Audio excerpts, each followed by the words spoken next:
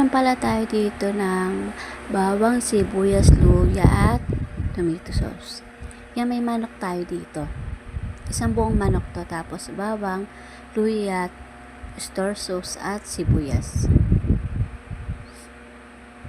Yan, may kasama rin pala yung Sprite. May isang bote tayong Sprite dito.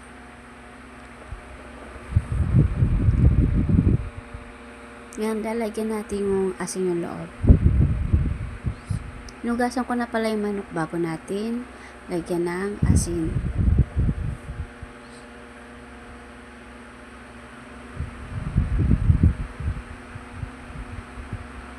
Yan, lalagyan din natin siya ng paminta.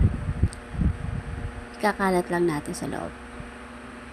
Tinihiniwa ko na pala yung bawang. Lalagay na natin tsaka yung sibuyas at luya. Inilagay ko na yung sibuyas at luya sa loob. Then, lalagyan din natin ng asin yung labas.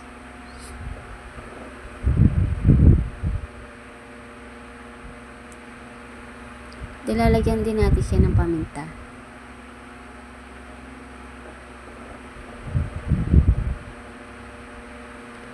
Then, lalagyan din natin siya ng tanglad sa loob. At, nilagay na natin siya sa kaldero. Lalagyan din natin ng bawang, sibuyas at luya.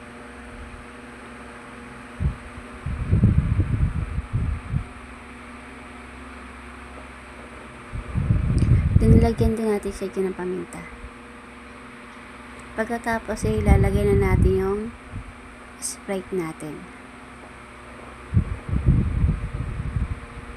Then, tatakpan. Isasalang. Lalagyan natin siya ng oyster sauce. Nakulo na yung ating pinaupong manok. Ngayon lalagyan naman natin siya ng oyster sauce para malo sa sabaw.